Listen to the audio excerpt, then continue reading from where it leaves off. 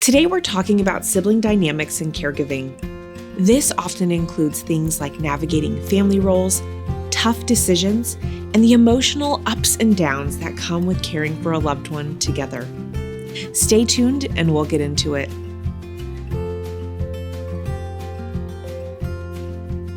Hi, Dr. Lakelyn here. Welcome to Caregiver Chats. I'm a gerontologist and caregiving advocate for Home Instead, an honor company. I'm so glad you're taking time to join me. These conversations are a space for learning, reflection, and support. And I invite you to subscribe to Caregiver Chats on Apple, Spotify, or wherever you get your podcasts. And don't forget, I love hearing from you. You can email me at any time at caregiverchats@homeinsteadinc.com. In this episode, we're talking about something many families experience but don't always talk about openly: sibling dynamics in caregiving. When a parent needs care, navigating who does what, how decisions are made, and what old family roles can resurface can be, well, complicated. To help us dig into this, I'm joined by two sisters who are no strangers to caregiving: Natalie Elliott Handy and JJ Elliott Hill, co-hosts of Confessions of a Reluctant Caregiver podcast. Their story spans multiple caregiving journeys, including caring for their mother, Connie, who lives with early onset Parkinson's, and Natalie's husband, Jason, who was diagnosed with head and neck cancer. Their caregiving roles have been layered with grief, guilt, and disagreement, but also a lot of humor and heart. Welcome, Natalie and JJ. I'm so excited to have you both with us today. Thank you so much for having us. We are excited to be here. Oh, I'm so excited to have you. And just so our listeners can get to know you a little bit, would you mind starting off by just telling us a little bit about your family and how you kind of came into this space of caregiving? Well, I'll jump in. So first of all, I'm JJ. I'm going to go ahead and say it before Natalie does. I'm the oldest. Look at Natalie. She was like, so I'll go ahead and say it. Our mom has had Parkinson's, I guess, is the first way to start, is our mom has had Parkinson's. She was early onset at 48, and she was diagnosed formally at the age of 52. Interestingly, today is her birthday, and she just turned, happy birthday, Mom, if you're listening.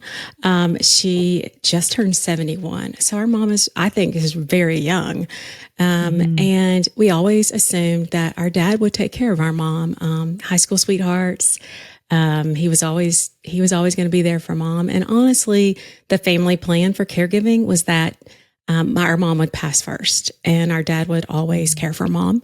And our dad passed away at 58 years old. We thought he was in perfect health, and he had a massive heart attack playing softball on the 4th of July.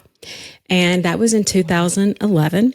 And Mom did pretty well for about 8 years. She had a lot of support from the community.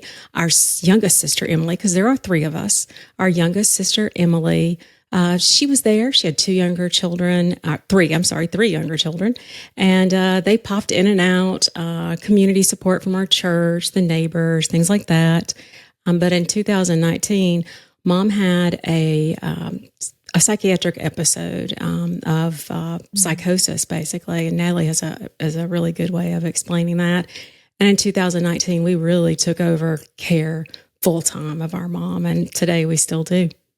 Well, and I want to back up to the front end because JJ jumped right into caregiving, but we're from a small rural East town in Tennessee.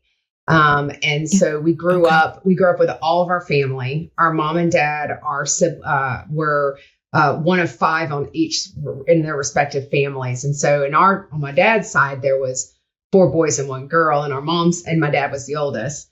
And on our mom's side, there was 4 girls and 1 boy.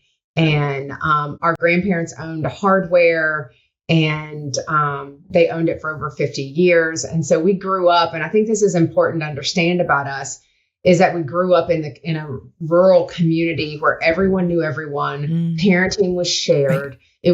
It's that idyllic, like we looked at throwback to a time when you spent the 4th of July at the ballpark, and we grew up with all of our cousins, and we had lots of family. And so I think that was why it was such a shock, because our mom is, cancer has run in our family in the past, but a significant illness like Parkinson's was not seen in our family. And so when mom was started having those first symptoms at 48, and then she was diagnosed at 52, that was very shocking considering her older sibling is at least 12 years older than her.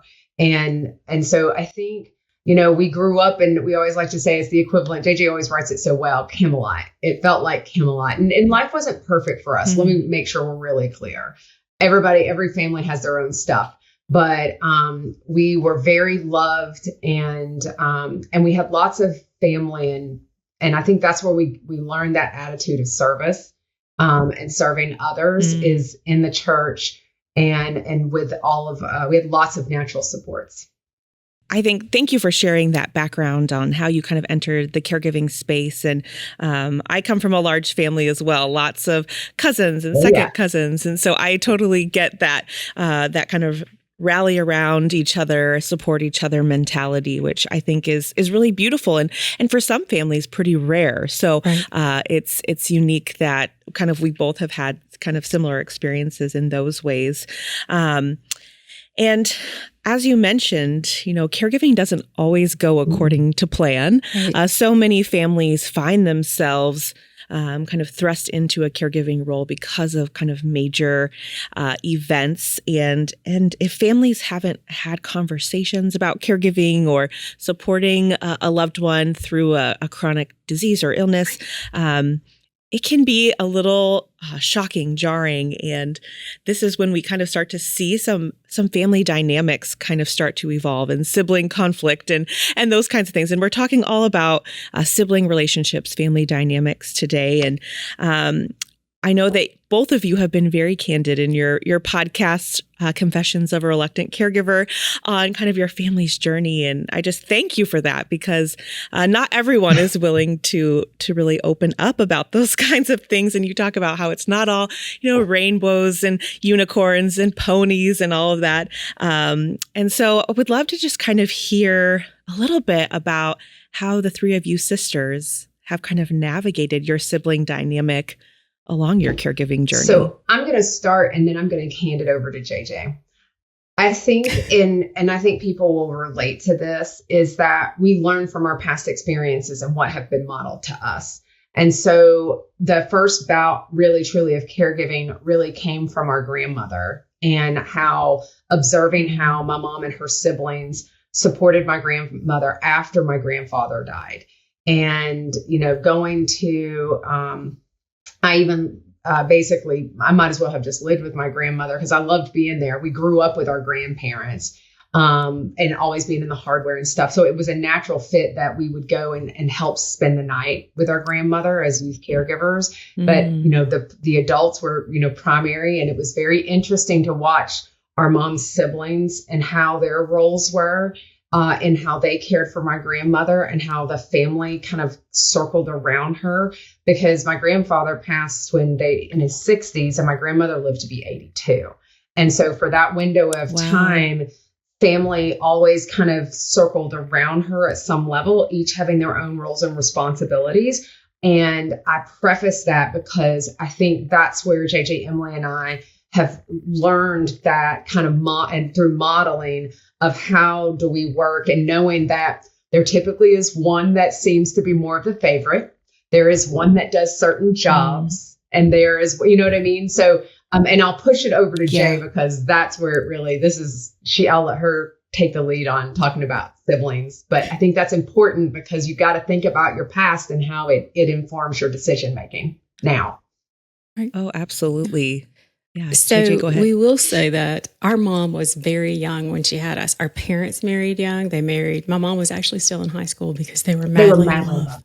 She said that, and she said this, and I was like, I don't know if I feel this way about my husband, Lakelyn. She said, I had to marry your dad because I couldn't breathe without him. And that was so sweet. I was like, I don't think I feel that way about my husband. I mean, I love boys night. I mean, I can breathe without him. But, before he passed, they were almost married 40 years. And about a year and a half after they were married, I came along. 2 years later, Natalie came along. And then 2 years later, Emily came along. So 2 years apart. We were really close. We stole each other's clothing. So a really good relationship our entire lives, and still a very good relationship. Natalie will say we are thick as thieves. And my goal in life was to always keep Natalie and Emily out of jail. That was my charge. And sounds like so far you're successful. Well, unless there's another story for another day on the podcast. Well, maybe a different podcast. Yeah, exactly. But relationship wise, we've always kept each other. I think the key with it, everything is the communication. And that's been key throughout this entire journey, which I always am like, journey, it's like a road trip, through the desert, and, it's like Lost, or, it's like those TV shows, I'm stranded, I'm a survivor. Journey is really a soft word. But in 2019, when we really started with that episode, and the episode was that our mom actually overdosed on her Parkinson's medicine, carbidopa. And it wasn't, let me qualify that. It was not intentional. Yeah. She inadvertently overdosed herself with medication. Right. And it's because of an anxiety that the medicine will stop working, that you start taking it more frequently. Yeah. And at that point, that it kicks in that our sibling, our sisterhood, we know whose strength is where. And so I'm there because I'm like a crisis person. I rush there and I'm 4 hours away. But Natalie has this strength of, I call her the Kraken, because when we have an emergency situation, especially in healthcare, her background is 25 years in the health industry, and she knows rules and regulations. And, when she needs to step in and get that voice, the voice that says, I know what the rule is, she steps in and does that. Emily has this amazing, she has 3 children. She has this soft heart. She's the one that rubs your feet, puts the lotion on, all this stuff, painting your fingernails. She has that. And so we all stepped into those roles. But during, since 2019 up to today, when you ask that question, there's so many little intricate stories that go into it. We've all stepped in specifically to the roles where our strengths are. Is it easy? No, because sometimes I think, it was like 2 weeks ago, I called, and Natalie will tell you this as well. I am primary preferred. I'm the oldest, and I said my mom was very young when she had us, and the reason is we grew up with my mom. I grew up, my mom was, she was 19 when she had me. So we grew up with her. And to a certain extent, we were all like best friends. It was like, hey, let's do this, Mom. And we all grew up with her. And I am a primary preferred. So I always step in first. 2 weeks ago, I called a text, and I was like, somebody else has got to step in. I'm done for today. I cannot take 11 phone calls a day.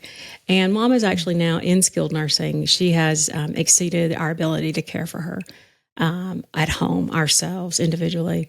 And, but there have been times when there have been disagreements, and it's, I think, now you put it best, when someone makes a decision, you kind of follow along with it. And there's, a good married there's couple. an example of that. Honestly, when you're parenting, we're 3 parenting, and the role reversal was probably, I think, the most unexpected in the caregiving for our parent, because our mom vacillates at times between wanting to take the lead as the parent and seeing us as her children. And I mean children, not adult children. I'm still the mom and I'm still in charge. And then other times comes across in a different type of behavior, depending on, her emotional state, that feels very childlike at times. And that's not meant to be disrespectful. It really is. And so there's times when we have to almost take our own mom's tone that she used to take with us to be like, no, Mom,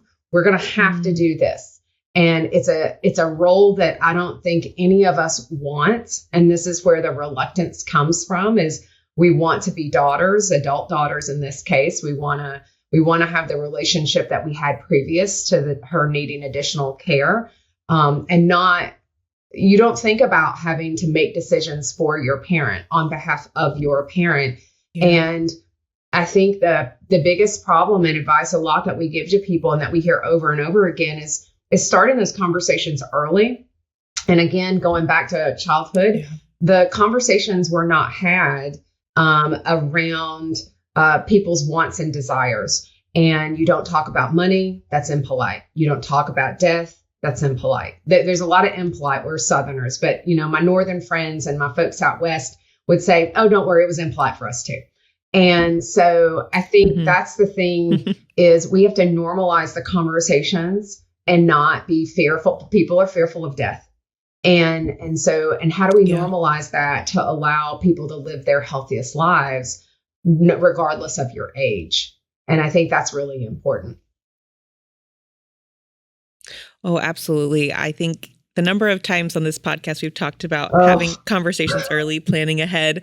I feel like a broken record sometimes, but it is so important. And families just kind of kick the can down the road because they think, oh, nothing is going wrong right now. Everything is fine. But the reality is we don't know what tomorrow holds or even, the next hour. Even within my own family this weekend, a distant relative had a heart attack in the front lawn just doing yard work. And overnight, the whole family is now in crisis mode trying to make decisions. And so you really just don't know what lies ahead for your family. So if you can have those conversations early and start to uncover the wants and the wishes, and even just planting little seeds, having the little conversation, it doesn't have to be like the grand Thanksgiving dinner sit down and let's all have a conversation, just little moments in time where you can learn, do you want to stay in this home? What do you think about your living environment? Is there anything here we need to change to make it, more suitable for you in whatever situation you're in? But I think what is great that you brought up from a sibling kind of dynamic standpoint is that you really all lean into your strengths and where you find that you connect kind of best with your mom, and you use that to better support your mom and to support each other. And I think that sometimes there usually is a primary caregiver or a preferred person that has to step up. And often they get kind of the weight of all of the caregiving responsibilities. So if families can kind of spread the love, spread out some of the responsibilities by leaning into those strengths, that can kind of lessen the burden a little bit on that primary caregiver and let everyone contribute in a way that they feel comfortable, because not every role within the caregiving realm people feel comfortable doing. And so I'd be curious too, also to know, at any point, did you kind of tap into resources? I know you said you have a lot of community support, but were there any specific resources that y'all have tapped into over time that have really been helpful in supporting you all as siblings or just as a family? Well, when we took Mom, she went through 3 assisted living facilities, first of all. And Parkinson's is a terrible disease, first of all, and I'll say. And as it progresses, there's so many side effects, from anxiety to getting her medicine. She can, and again, no offense against our mom or want to say anything poorly about her, but it can cause aggression, her chasing a medical cart, things like that. And so what we did was we moved her out into, our sister Emily actually came back and said, I will quit my job and I will move in with Mom and keep her. And I'm going to tell you, this was, you want to talk about some sibling discussion. That was a hard decision, and there was not a full agreement on that decision, first of all. It was me. I was not in agreement of it. But we can talk about that. But resources that we use then, and things we didn't actually know about. In Moms in the State of Tennessee, there's a program called the Choices Program, and it allowed us to move her home. There was some additional funding there. And from that, what we found out, there's day programs that she was allowed to participate in. So those type of things, getting her out so she wasn't isolated. There were all kinds of things that we learned. One of our biggest frustrations, and something we talk about on our podcast, is that if you don't know the right questions to ask, no one will give you the answer. And so ours was trial and error. It was like, what? Why didn't anyone tell us about this? Why didn't we know we could get this free medical device by asking, go into this foundation Natalie knows about now, things that we were declined for, through our insurance. Oh, we could have gotten it here. So I think for us, we had to find the right resources, and they're out there. But No one wants to tell you about them. Yeah, and I want to jump in behind that. It's been an evolution is the way that I would say it. And the thing that has been helpful to us as much is podcast in itself and listening to other caregivers talk about resources that they found, regardless of the diagnosis. It's not specific for us for Parkinson's. And that's what I'll tell you. And that's where we talk about it. It's really about hearing a caregiver's experience because of we have this very similar shared thoughts, feelings, emotions, actions, regardless of the person you're caring for. So aging, disabled, chronic illness, complex illness, SMI, or serious mental illness or substance use disorder, to name a few kind of areas. These are broad categories.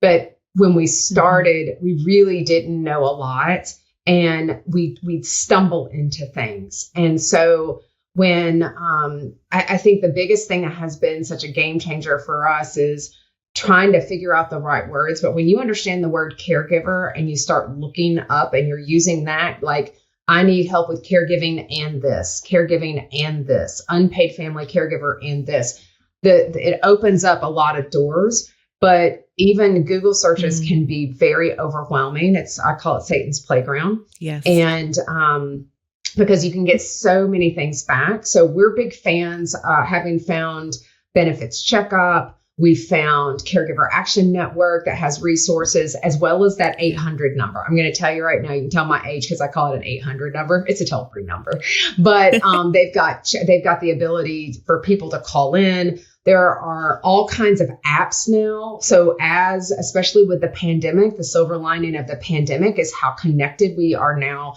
via the internet and how much more we're a bit more comfortable in using technology because we were forced to use technology. So you see a lot of caregiving related apps. So AARP has the Age Tech Collaborative. It's a great way for people to go over and look for, are there specific products that are out there? And many of them are low cost, no cost. And then honestly, the most underused resource is going to be your own health insurance plan. And so looking at your benefit, what the benefit pays for, and really speaking to your care coordinator, because if you're caring for someone that has one of those biggies, like again, they're disabled or chronic illness, complex illness, you're going to have a care coordinator that is assigned to you because respectfully, they spend a lot of money on you. And so they're going to want to help you not spend so much money in the sense of prevention services, things that can keep you healthy, things to keep you in your home longer, which we know we have better health outcomes when we're in the home. So it's not that the health insurance plans are being bad people, but they want the same thing we do, healthy lives. And so I'll give them, we should say that, but it's really about asking those questions. And honestly, if you bring up caregiving to anybody that you know, someone has a story and someone has a resource. So some of your best resources are from people that you know. It's just you're not even asking those people. You made so many good points there, both of you. And I think so many people don't identify as a caregiver. They just see themselves as, I'm just being a good daughter or son or spouse. And it can be helpful to identify as a caregiver. And I remember I had a friend whose dad was going through terminal cancer, and she said, but I don't want to be a caregiver. And I said, nobody really wants to be a caregiver, or many people don't want to be. But if you are able to use that word, Natalie, to your point, it can open up doors to resources that can be a game changer for you and your family. And I love also, Natalie, the insights into the healthcare system that you spent so much of your time working in that field. And so those care coordinators, what a great resource. And so many of those other things that you mentioned, we'll put links in the show notes so that people can go out and check out, the Age Tech Collaborative and Caregiver Action Network and that hotline 800 number that you mentioned. So we'll be sure to capture all of that. But I would be curious to know from a communication standpoint, as sisters, what have been some of the things that have worked best for you? And then maybe a few things that you've been like, all right, we got to pivot. This is not working. The text stream. Yeah, so we fall into that group, and we had talked with another lady. It's so funny. Some people either use the apps or they don't. And we had a lady talk to us about she and her cousins, because they were Korean background. And so culturally, they all take care of the family together. So there is a commitment to family. So culture is very interesting too, and how that shapes your care. And so for us, respectfully, and this is not the same for every family.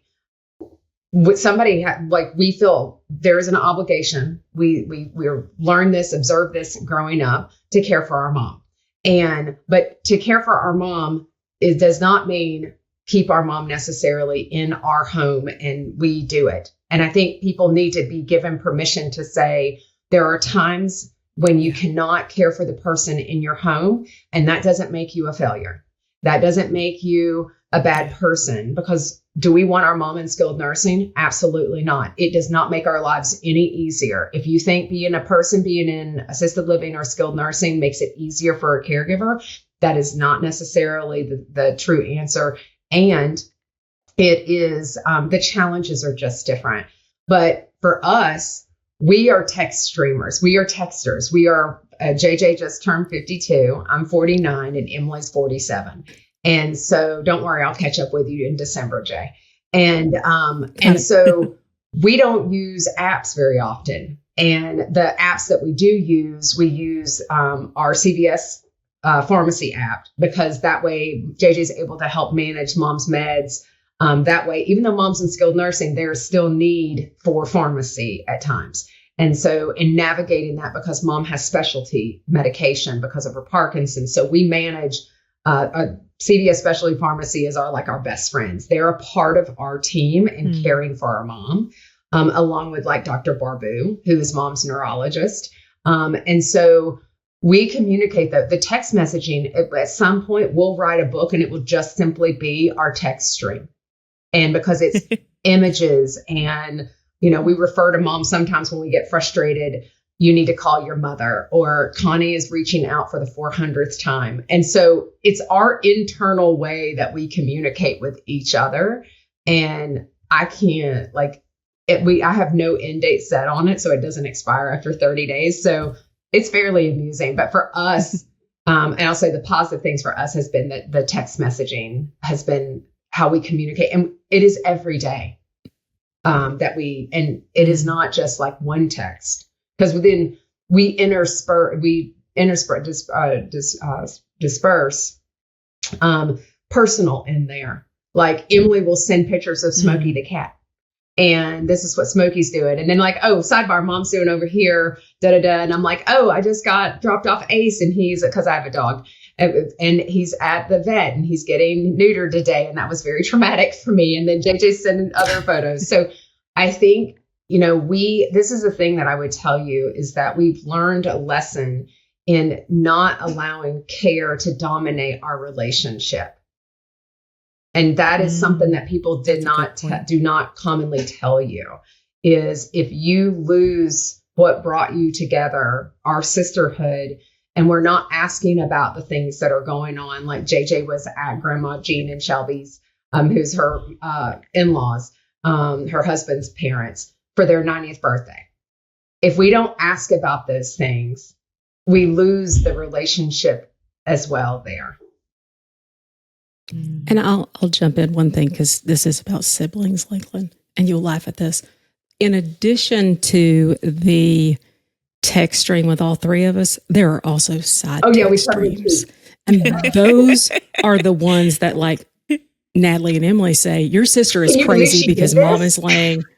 Yeah. Can you believe she did this? Or me and Emily, if your sister doesn't stop working so much, she needs to have things like that. So there is there's also, and those also should be in the book. But I will say, and again, because we're talking about siblings and conversations about personal life, one of the hardest times for these sisters was when Emily took mom 24/7 at home, when she made that decision. And that was the hardest time in Emily's life. And I will say that, she started on our podcast, and those 7 months as a daughter, but also the caregiver, I know, and Natalie would admit the same thing, what we lost in our relationship was, hey, how's mom? What's going on with mom? What's this? What's this? And we didn't call Emily and say, hey, how you doing today? what did the caregiver that's coming in to relieve you show up? And the answer was no, usually. Have you had a break today? The answer was no, usually. For her, we lost that. And at the end of that time, of that 7 months, I will say Emily was broken to a certain extent. The stress of staying with mom, the 24/7, because help was so hard to get. First of all, that part of the system, working with state programs and things like that, that was very difficult. But she also stepped outside of our podcast because she needed space. And so when you talk about siblings and us not recognizing her needs, but only focusing on our mom's needs, we lost our relationship for that period of time, and we only focused on care. And I think that's a big thing with siblings, is when you forget that relationship, it makes you not as good of a caregiver. And that's not just for siblings, that's for anybody, that you have to remember the relationship first, and then you can be a caregiver. Because when you forget that relationship, that love, that companionship, it just becomes a task, and you can become bitter. You can become, she was angry. It makes and it it's really not even hard. that. Let's be more real for a second. Yeah. She was really respectful. And if you need to beef this, do it. She was pissed because, and the reality is that for those 7 months that she lived with mom, when I say I didn't support it, I did not support it. I did not support Emily quitting her job and going into that situation, because I've been a direct care provider who's been paid. And I understand how it consumes you, and that is your focus on what you have to do. And the relationship, I understand how that shift in dynamics can impact your relationship, your overall mental health and wellness. And so the problem is there was nothing to ask Emily, and this is what frustrates me. I couldn't ask her about her personal life because she didn't have a personal life. All she did was care for our mom. And we couldn't figure out the system well enough because of its own dysfunction. The system is dysfunctional. And when you acknowledge that, then you start to figure out, how do I navigate around the dysfunction? And so we didn't know well enough about how it worked, for example, in Tennessee, to try to maximize respite and to know about the Lifespan Respite Program, which is a federal program that every American can have access to as caregivers for $600. Like, these are things that the government entities should have told us. A qualified income trust. If we had known some additional information to be able to put more support around our sister so she could actually go out and have a minute to breathe, so she could have a personal story to share with us, then maybe the dynamic would have been different. But for so many caregivers, especially solo caregivers, and we're sisters that get along. We fight. Don't get us wrong. We don't love each other all the time. Sometimes we get on each other's nerves, but we love each other at the core of our foundation. And we're not going to ruin our relationship over a decision in that sense. But not everybody does that. Not all siblings will help care for a parent because of past experiences or their inability to right now. And if you don't acknowledge that, and for me, I think this is important, then you can't really help them. But for the sibling who wants to, like, for me, I am best supporting actress for JJ. I have to push JJ to say, JJ, what do you need me to do? Oh, and FYI, you need to let me do it. Like, let me do it. And so, but I also know her well enough, and we can tell when she's getting crispy for us to step in. And so part of I want to be a helper, you need to also know the person well enough to sometimes just go and say, I'm just going to go do this. And most people will not be no, or you're going to be like, because it's really a period and not a question mark. I think, understanding each other plays such an important role in supporting one another best. And I think that, you talk about your sister Emily. She reached that burnout, it sounds like, that we talk a lot about in caregiving. And that's what we want to do. We want to prevent as much as we can. And so I think that by sharing your family story, hopefully others can learn from it and relate. And in an upcoming episode too, I'm talking about, moving your loved one in with you. And that is a big decision and shouldn't be, one taken lightly. A lot of angles to consider. In some situations, it works out really great.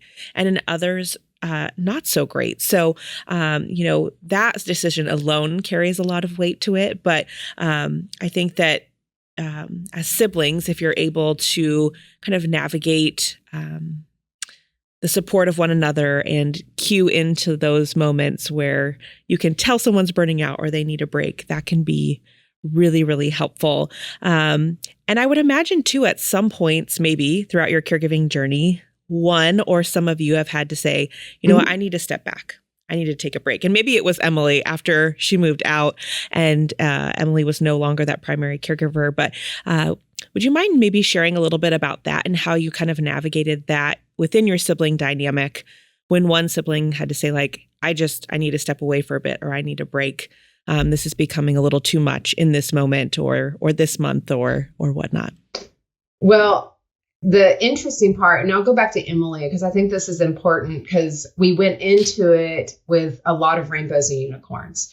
And it wasn't that she failed and my mom failed. It was really the system around us failed to provide the supports that we needed. And this is why advocacy is so important to say, yes, we should take care of each other as a society. Yes, we should. But I think about, it started a couple of months into it. Mom and Emily would actually fire. My mom would fire my sister. And it's funny. She would fire. She would call JJ or myself. And she was like, I'm not going to stay with Emily anymore. She's not listening to me. Or Emily's like, I can't do this anymore. And so what we found ourselves in is JJ and I found ourselves in roles as long distance caregivers because we lived out of state, trying to help facilitate the conversation. Like, you can't say this and you can't do that. And so we saw it coming and it was almost like a cycle of crisis.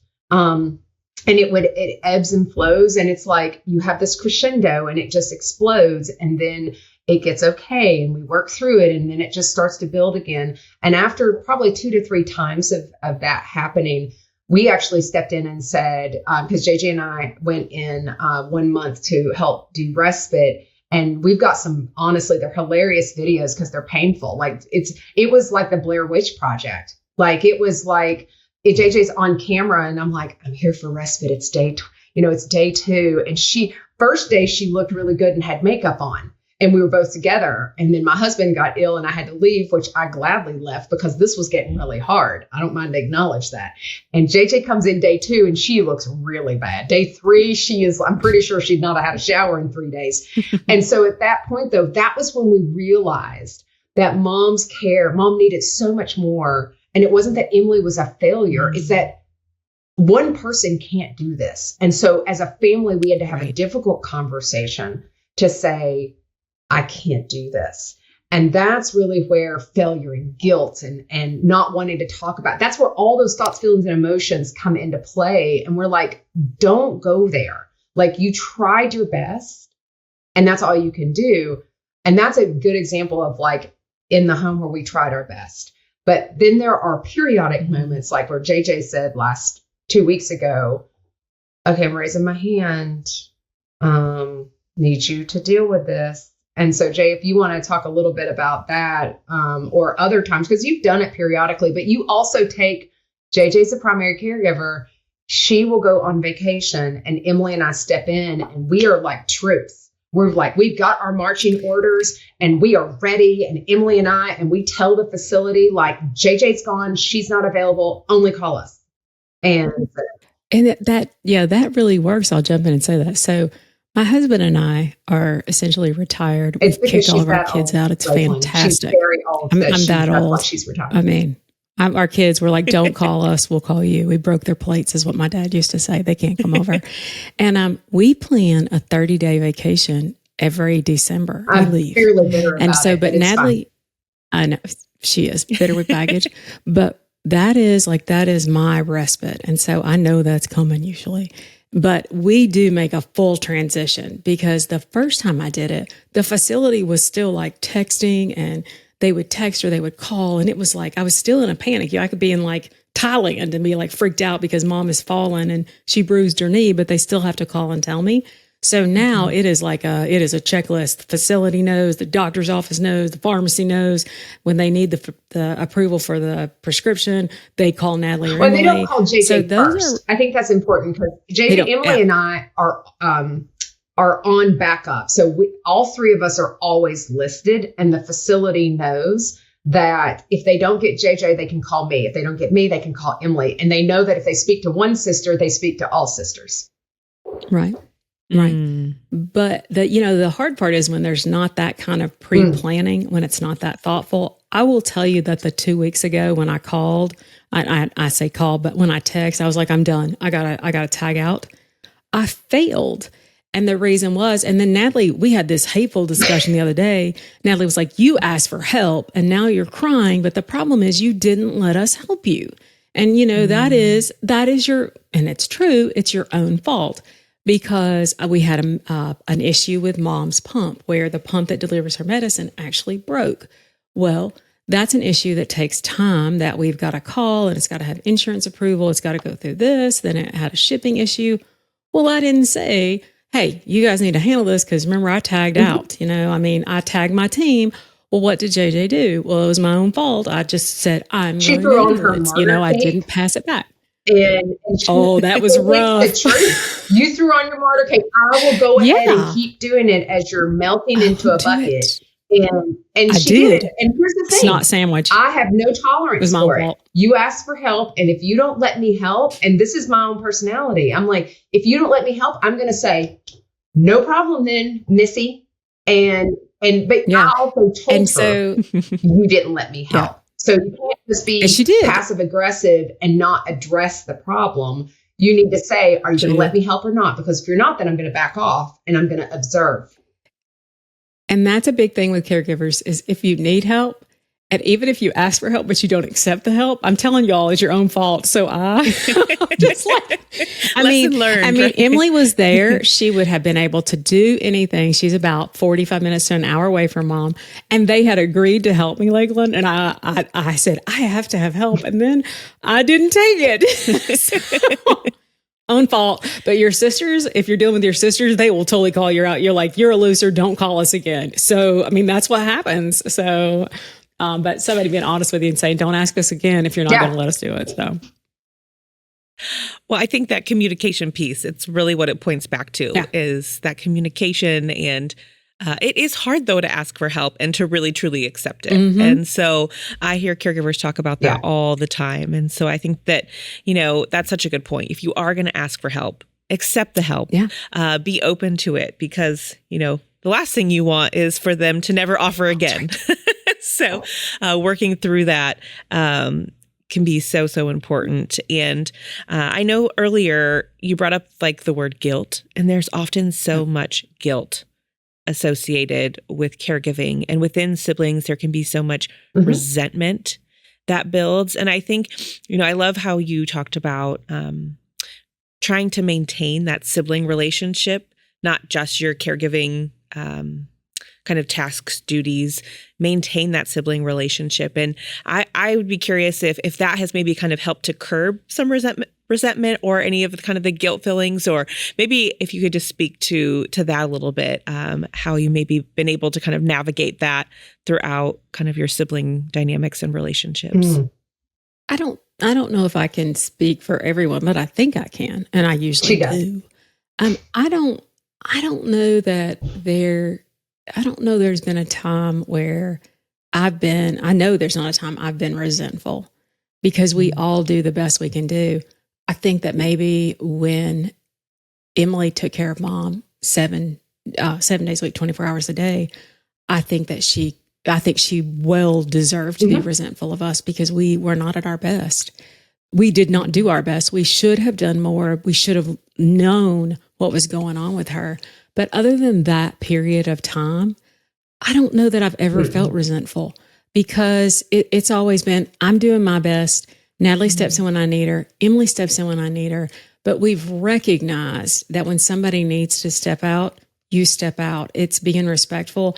And I've heard so many people say, well, this person's not doing this. This person won't come in when mom needs a bath, or this person won't, they won't do a certain thing. Well, the thing is, that's not their strength. And so you have to recognize that everybody has a strength. Natalie is not going to go in and put lotion on mom's arms. Not happening. She is not that lovey-feely. She is not going to paint mom's toes. But I'm going to tell you, she gets so much joy from that. And so you find the strength and the passion that where they get their joy.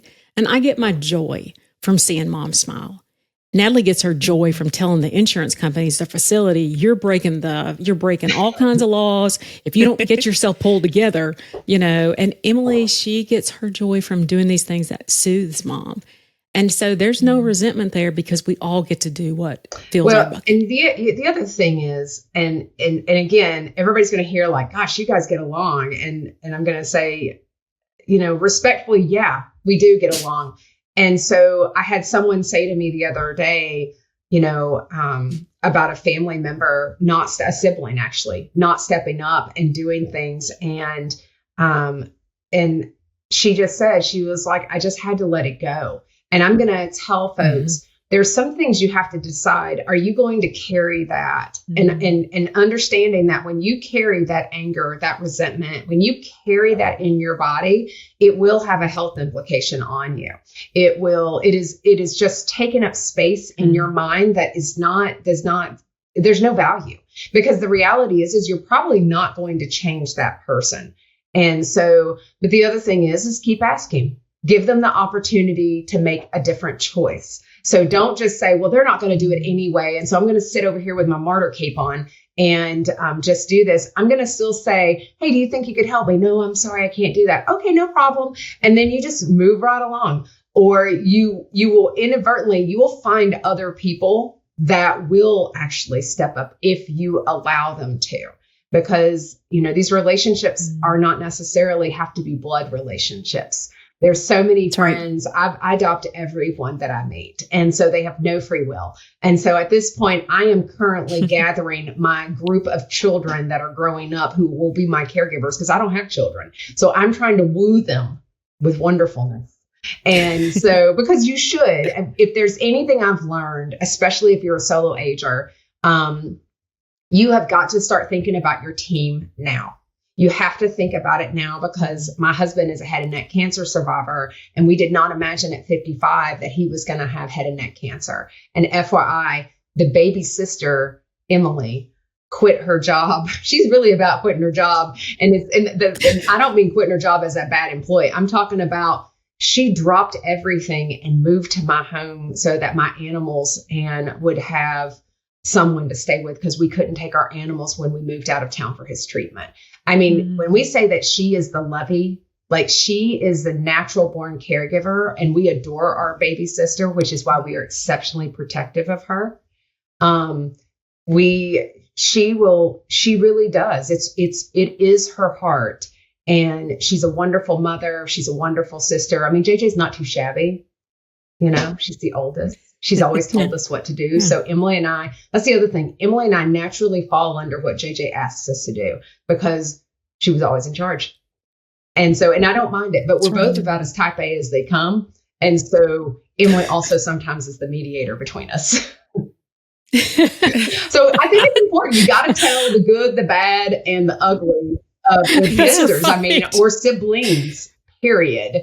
It happens, people, but get over it when you're mad. Is it really worth being angry over something goofy? Yeah. I just, like, in the end, you look back at it 5 years later and you're like, was the banana pudding recipe worth running our relationship? Oh my gosh. And the answer is always going to be no. Yeah. That was one of our biggest fights. We'll tell you that. When we wrote about that in a blog, that was a huge fight for Emily and I, because I wouldn't give her, when she was taking care of mom, Lakelyn, I held the banana pudding recipe hostage, because I'm in charge of finances as well. My background is finance. Natalie's insurance. Like I said, Emily is just all around love. And it was right after COVID. And I was like, do you know how much I'm doing this out of love, because we're on a very tight budget. And I'm like, do you know how much a gallon of milk is? Because this is my mom's family banana recipe. I'm like, do you know how much a gallon of milk is? I mean, I'm talking about eggs, and you need pure butter, and you need this, and that. You all don't have vanilla. Do you know how much it can? And I would not give her the recipe. And we went to war. And Natalie was like, I got to run. I cannot. This one I cannot resolve. You all need to work this out. For the damn recipe. And so, but we can look back now. It was a little sensitive for a while about that recipe. Now we can laugh about it, but it's things like that. But there was so many underlying things with that. And that's what you got to realize. I was trying to help with finances because we were having a tough time. And Emily her issue was she just wanted to do something for Mom that would help distract. Mom loves to cook. And Emily wanted to do something to make Mom happy. And all she saw was, JJ is trying to control me with banana pudding. That feels like the right word. Control. Yeah, I was controlling. And it's little things like that. But once you recognize the source of things like that and you call them out, today we laugh about it. So I think that I love that you shared all sides of that situation and that,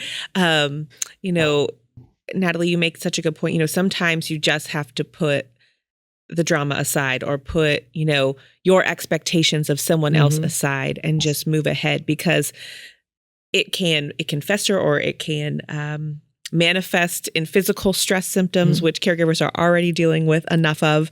And so kind of just being aware of when those tensions start to mount, or maybe the situation that seems so small is starting to bubble and like a volcano erupt into something so much bigger.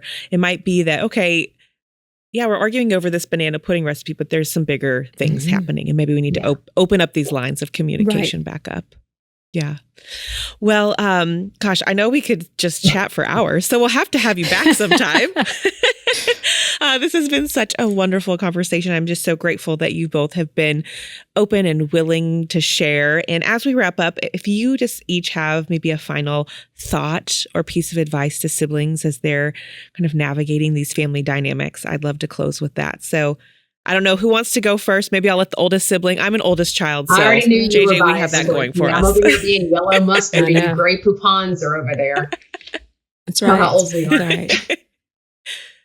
There's so many things, but I think I guess it is just remember the relationship, and that's hard, in that hardest moment. But you really have to just close your eyes, and I guess for me, it makes me like teary-eyed. I won't cry, Natalie. Kleenex, you can be a sponsor for Lakelyn as well.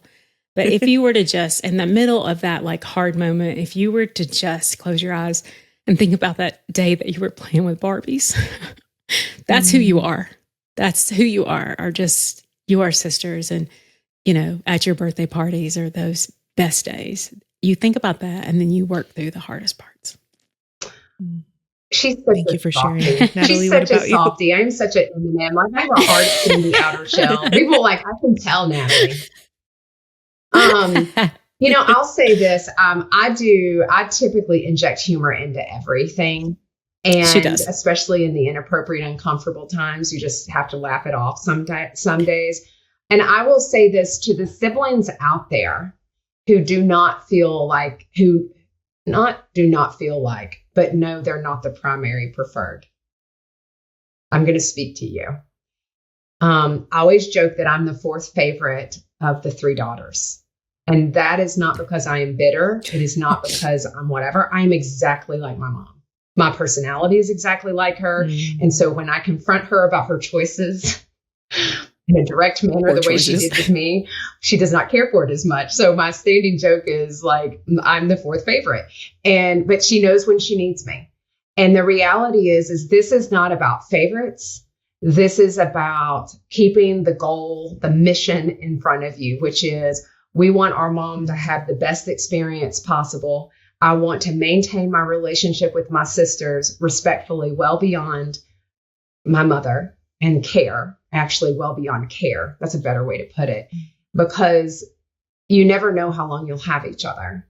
And for me, my sisters are the most important people in my life. They have always been there for me. And depending, regardless of your relationship, remember the relationship with your siblings. and don't let care let care bring you together, but don't let care pull you apart. Such great messages to end with. Thank you both so much for sharing, for bringing your lived experiences and just your openness to this conversation. I truly, truly appreciate it. And I know that so many listening will be able to relate. And we'll have to have you back sometime and have continued conversation, because I just tell the passion that you have for supporting caregivers. And thank you for all you're doing through your podcast, Confessions of a Reluctant Caregiver. And we'll be sure to include your website and links to your podcast in the show notes so people can continue to follow your work and stay connected to you. So thank you both so much for all you do and for being thanks for here. having us. Thank you so much. A big thank you to Natalie and JJ for sharing so openly today. Your story shows us that caregiving within a family isn't always tidy, but can be transformative. To all of our listeners, if you're navigating care with siblings, you're not alone. Every family is different, but honesty, grace, and support can go a long way in keeping relationships intact. Be sure to check out Natalie and JJ's podcast, Confessions of a Reluctant Caregiver, for more unfiltered conversations about real-life caregiving. And if this episode resonates with you, please subscribe, leave a review, and share it with someone walking a familiar path. You can always reach me at caregiverchats@homeinsteadinc.com. To explore more caregiving resources, including help with family dynamics, visit homeinstead.com/care-resources and follow us on social media at Home Instead Inc. Caregiver Chats is brought to you by Home Instead. If you're looking for in-home care to support you on your caregiving journey, visit homeinstead.com to learn more.